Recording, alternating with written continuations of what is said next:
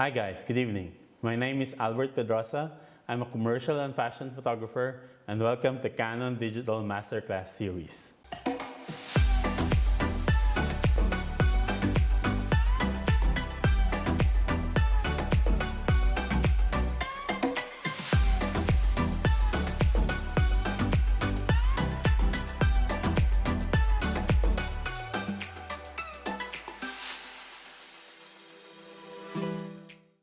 Guys, let me remind you before I start this workshop that this is a pre-recorded video, but you can always comment and ask your questions there because I'm going to be there with you and I'm going to be answering all your questions there in the comment section.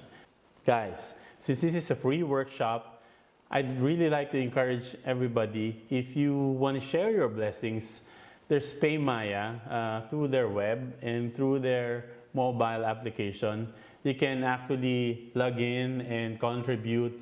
They have different NGOs there that you can choose from to donate, okay? So share the blessings, and I hope you guys are staying at home. This is going to be a fun night. We're going to be learning a lot of things. Feel free to comment, or you have any questions, write it down in the comment sections. I'm going to be there to answer your questions, okay? I'd like to show to you some of the photos that, because there's really a lot of photos that I wanted to share to you, but I don't think we have enough time to do that. I'm sure that Canon is going to be doing a lot of workshops that for you guys to attend to. I do a lot of workshop for Canon, and this type of workshop normally takes about 2 to 3 hours for me to talk about my work, and I'd be more happy and willing to share it to you on those workshops. But this is a little bit shortened type of workshop, okay? So I decided to just choose among the many. I decided to just choose 2 sets where I felt like my type of work, and I felt like the engagement, and I felt like the connection of what I am as an artist, as a photographer, that resulted out of this set. So these are more of the recent sets I made. I'm going to start with a model from Ideal People. Her name is Julia. So here's Julia, together with my team.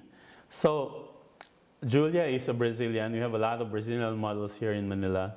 Often what I do is I try to look for their photos through Instagram or Facebook and try to understand what they can do, because I don't want to make a concept out of something that it's going to be something difficult for them. But sometimes I push them and allow them to be more than who they are. But sometimes that doesn't work, and you end up finishing the day without getting any photos that greatly affects your passions. So this is Julia. We had 3 sets for her test shoot. The first set was beauty. The second one was we did some semi-editorial type of work. But the third set was something that I felt like I'm proud of it, and I felt that she also connected to it, and I felt like it really hit the spot, that I feel like this is the type of image that I was really looking after.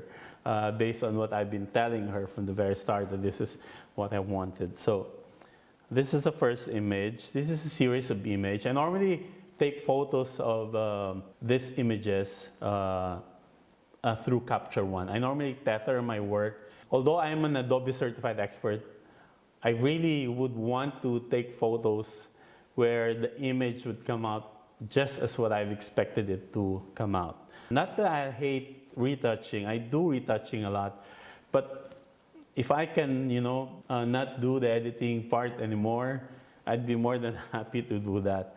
So this is one of the image that came out.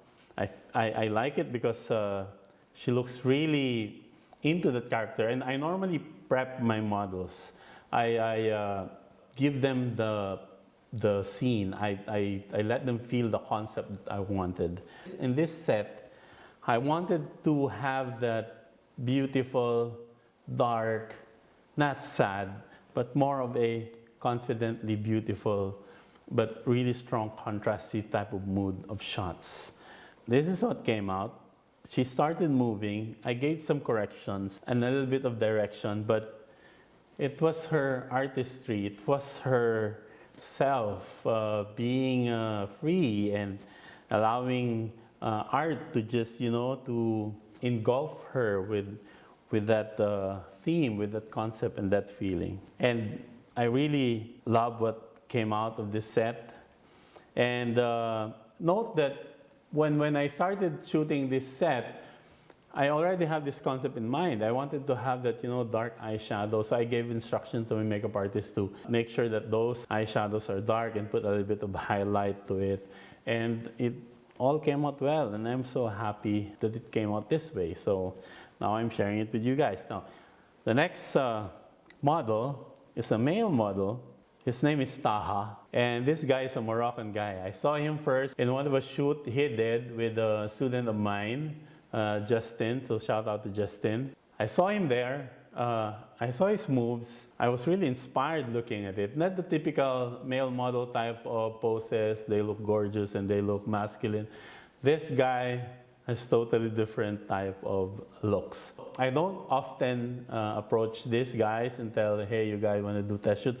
But for the first time I did. I asked him, I said, hey man, I really like your poses. So I said, would you be interested to do a test shoot? And he said, yeah, why not? So what I wanted was something really artsy, something fine art, something like that. So we started out with this type of image. It's a little bit artsy, no movement, no action so far. And then in my next set, he started moving. And I said, why not? This is what I saw you doing when you were in Justin's studio. So why don't I just set up my lights so that you can move? My lights was set up in a way that you can actually move from left to right, a bigger space where you can actually move. It was just plain white. I wanted a lot of contrast to it, but I wanted to have this really white environment, clean, but a lot of artistry and a lot of movements. So he started moving, and this image over here, I really love it because there's like pure energy to it. He started moving there and jumping, and it's very inspiring. I mean, I love this shoot we did, and these are the type of images that, that would leave a mark in your artistic or creative journey. There's really a lot I want to share, but I don't think I have enough time to do that. So to continue, I want to start with, I'm going to be talking a lot about strobes later, but I probably start with letting you know that shooting this type of striking portraiture is really not all about strobes only, okay? There's a lot of factors that really affects this type of photos, and one of them is concept.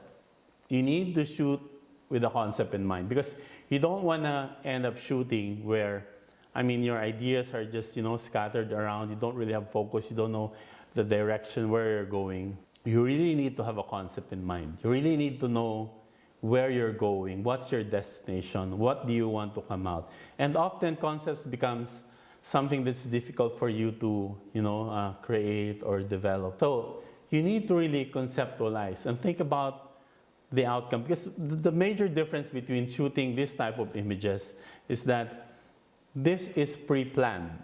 So of course you need to think about your concept, right? You should have a concept first. You need to understand that each model will have their own strength. And if your concept doesn't fit to their type of strength, it's gonna be a little bit difficult to produce, okay? You need to start with the concept in mind. So, start with the concept in mind. Come out with a solid concept. Work with that. And then develop that concept with your model. Next is, once you have the concept and you have somebody to pose for you, because unlike any other genre, shooting portraiture, striking portraiture, you need to work with a team. You need a model, you need a makeup artist, a stylist, an assistant maybe, especially when you're shooting outdoors, or sometimes you don't need an assistant at all, but it's a team that you work with. So you need to plan for the shoot, the location. What about power supply in that area? Am I going to be bringing my strobes that are AC powered, or do I have a battery powered strobe? What else? What about outfits? What about the makeup? Then these guys, the other artists that you work with, the makeup artist, the stylist, the hairstylist, they also need information coming from you. What's your concept? Because what's important is that on that day of your shooting day, everybody should be on the same page. Your model, your makeup artist understands, because there's also a lot of things to bring when you're a makeup artist, and you don't want to bring the entire artillery of makeup that you have. You only want to bring those that matches the concepts. And stylist also brings only those outfits that matches your concept. So there's a lot of things. Another is weather. What about if you're shooting outdoor? Have you considered what if it rains? Or is there going to be a shed there if it's going to be too hot? Where can you eat? Where can you, there's a lot of things that you really need to plan when shooting. And then, like I've said, not like in any other genre, there's a lot of people involved, and you're really going to waste a lot of other people's time if you didn't plan for it. And then, the shoot will be canceled, everybody will feel bad, and you wasted your time, and you wasted the time of the other creatives as well, okay? So, plan for your shoot. The next is posing your subject. I get this question a lot in my workshops, in my class. This is the number one question that's always asked. How do you pose your models? And to tell you the truth, it's really not difficult to pose. I have to tell you that when I started, it was also my number one question.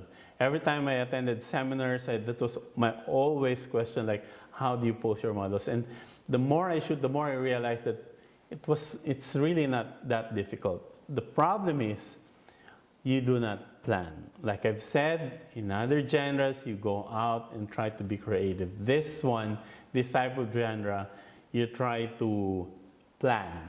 You try to work ahead. You try to develop and come out with concepts. So when you do concepts, often what I do before is I don't include the poses, which is very important.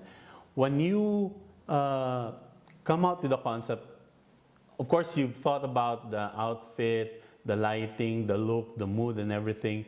So you need to also think about the poses.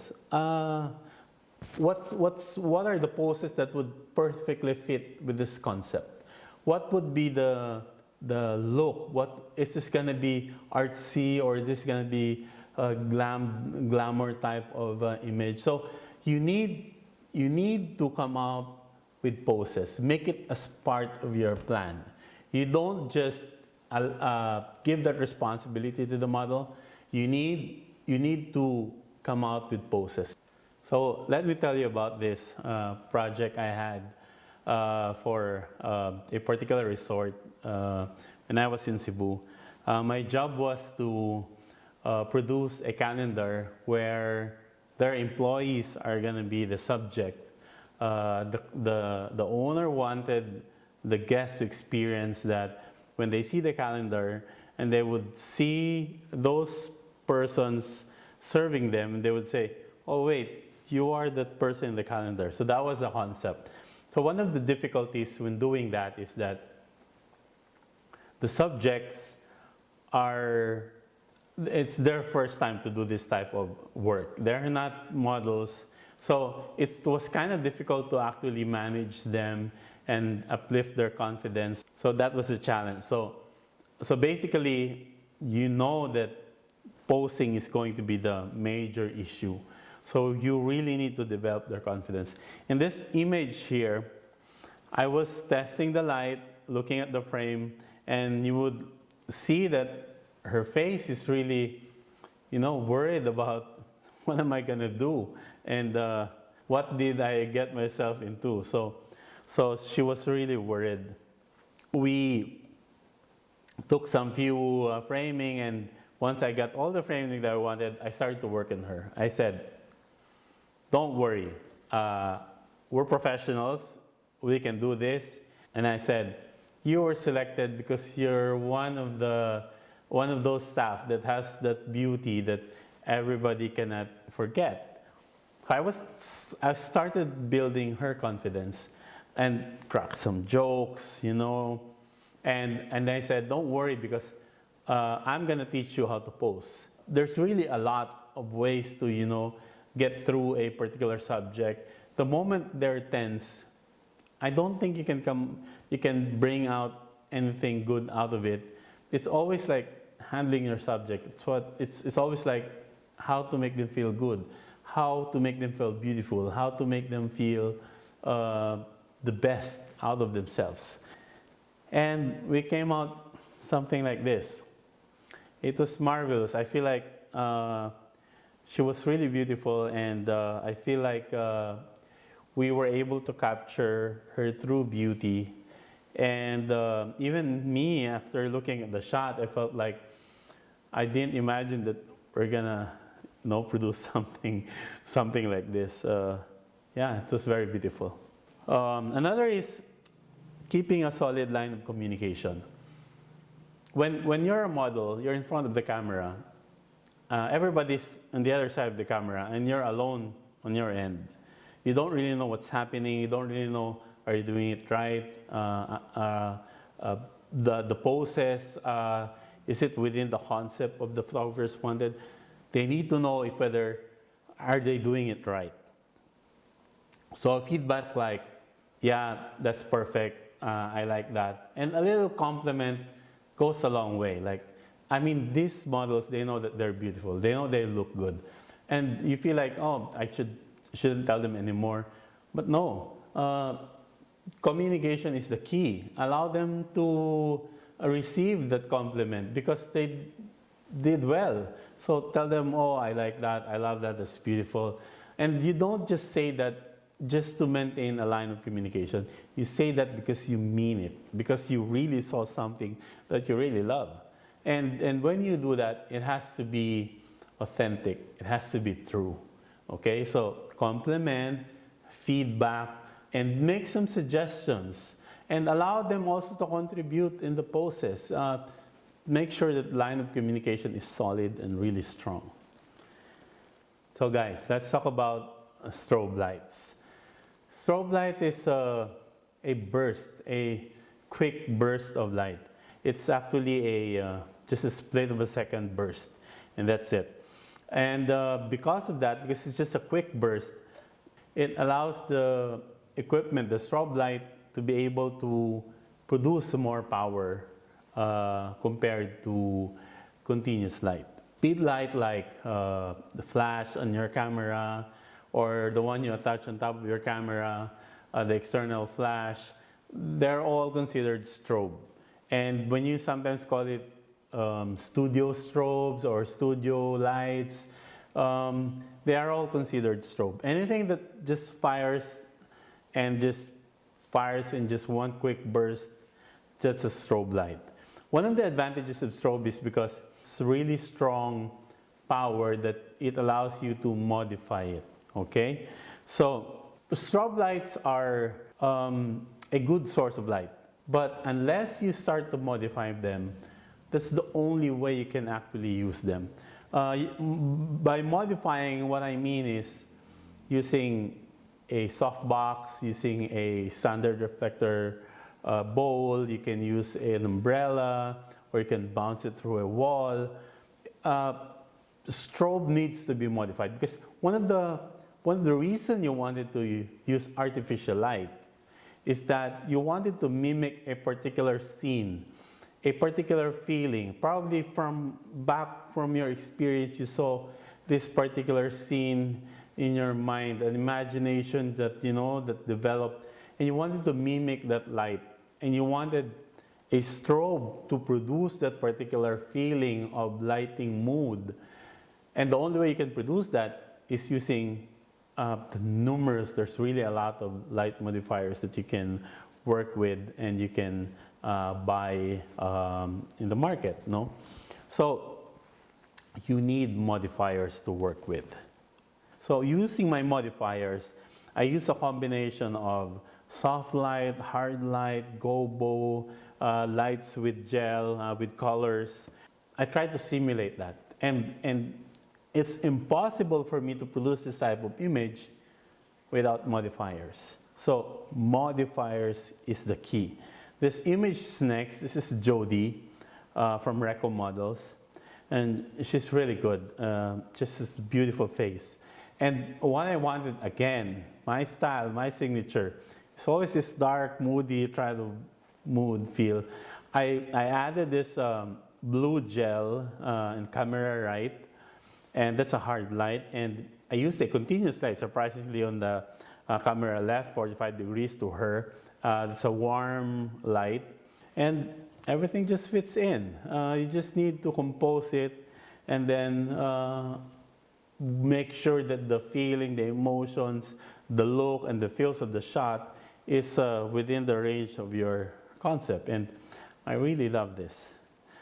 This one, I tried using a gobo and some gels. Her hair is really not green. Her hair is blondie, but because of that gel I added to my strobe, it really, you know, added that green color to her hair. And my makeup artist was really good at, you know, exploring a lot of those colors and that reddish feel to it. And yeah, everything just, you know, fell into place. So next is, we talk about the hard and the soft light. The rule states that the bigger the light source relative to your subject, because even if the light source is big, but it's really far from your subject, relatively that's still small. But if you bring it near, that's big. So the rule states that the bigger the light source relative to your subject, the softer it becomes, and vice versa. So if you have a flash mounted on top of your camera, that's a small light source, right? Well, obviously that's going to be a hard light. And if you put it mounted on a soft box, it becomes a bigger light source, then it becomes soft. Now there's in between. The beauty dish is actually in between the hard and the soft. It gives you enough details to bring all the details of the, sometimes it's, mostly it's used in beauty type of shots. Why? Because it's soft, but at the same time, it's hard enough to bring all the details. So let me show you some samples of hard lights that I've used. I use hard and soft interchangeably. It really depends on what the concept I want to do. So, just to show you some hard lights here, if you would look at the shadows, best way to look at an image is to look at the shadows, how sharp are those edges are. And in this shot here, that's a really hard, edgy shadow. It still works, but really that depends on your concept. This one, this is also hard light. If you look at it, you don't see a lot of shadows showing that it's a hard light, but if you go towards her outfit, you would know that it's a hard one, because if you look at the shadow, that's a really hard shadow.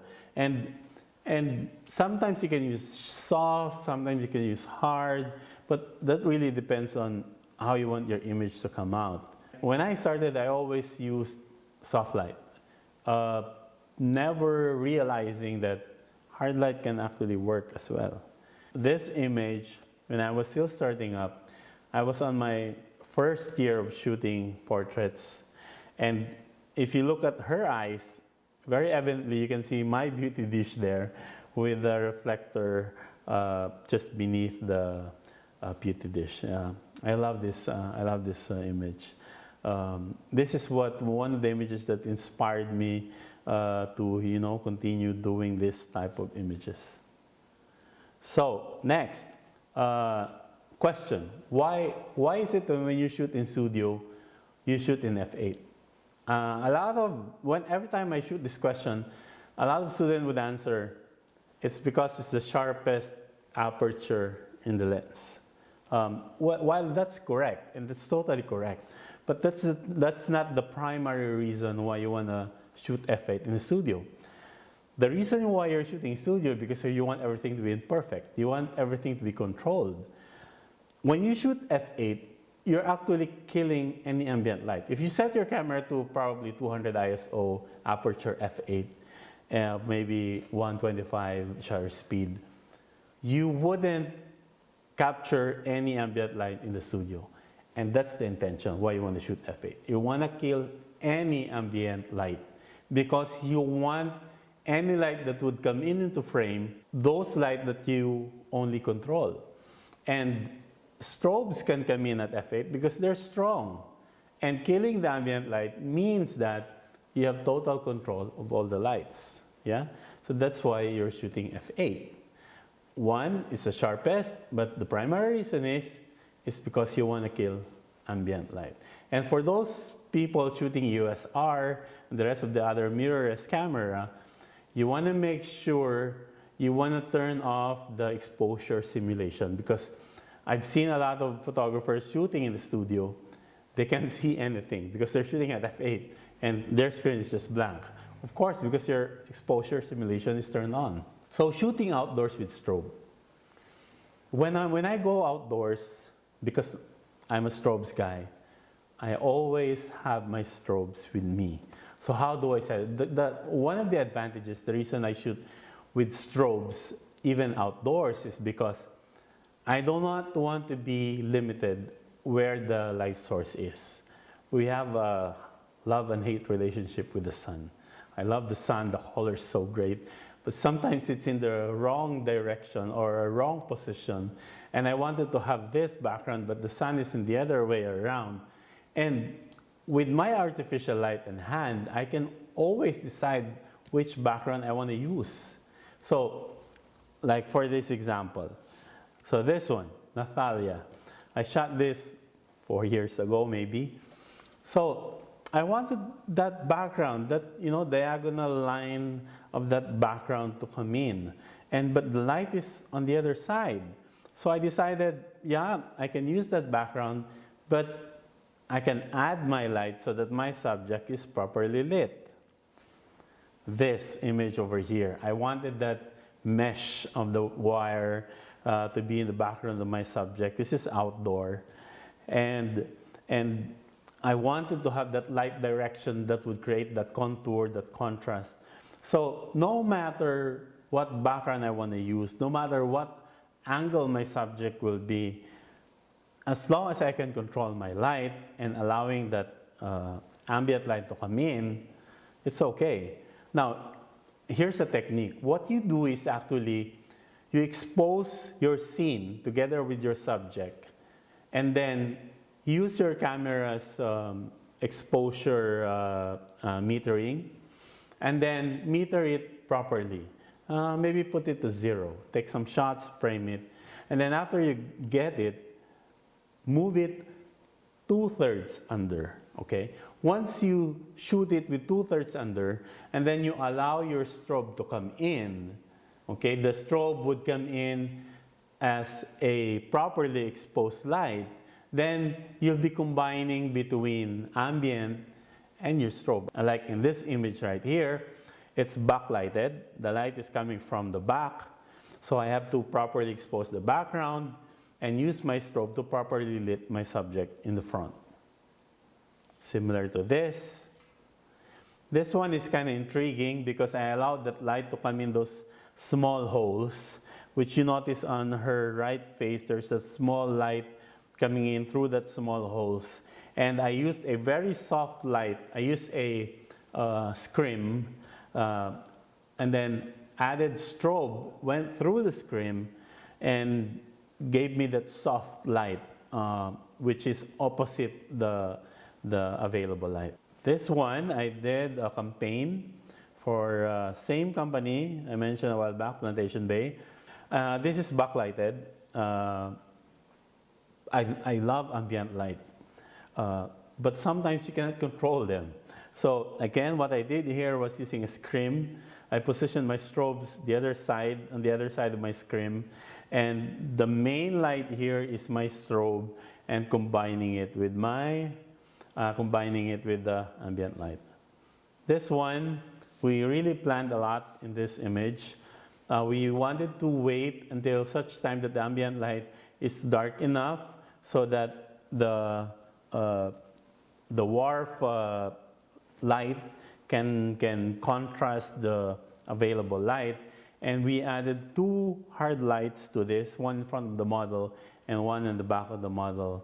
And a lot of planning was done to make this shot possible. Now, here's the last tip, but not the least. Shoot a lot and always challenge yourself. I didn't learn all of this overnight. It's not something that, because of the different workshops that I attended when I started out, it's not because of, well, probably is, because of the inspirations I get from the people I follow, from other artists that I follow. But more than anything else, because I did the work. I did all the different challenges. I did all the different experiences that I need to have. And all those different experiences made me who I am today. And the only reason that you can reach that particular experience and particular level of expertise is because of that strong experience that you have. And the only way you can build that experience is when you shoot a lot. Like, set a pace, like twice a week, once a week, but always be consistent. Always put yourself in a challenging position to be able to produce this. Okay, so that's it. I hope you guys have learned something from this short workshop. Canon, I'm sure, is going to produce a lot of these things. And we're going to see each other in person, I hope, when this crisis ends. And I just want to shout out to one of our co-photographers, colleague, a Canon ambassador himself, Joe Avila. He contracted the virus, but he was so strong. He shared his experience, and it was very inspiring. And it was very, the hopes, it lifts our hopes that we can actually survive this. Of course, the hardship that he went through was very inspiring. So shout out to you, Joe Avila, for being able to, share to us your experience and added a lot of hope to us. So see you guys, and I hope to see you in the next Canon workshop. Cool. Bye.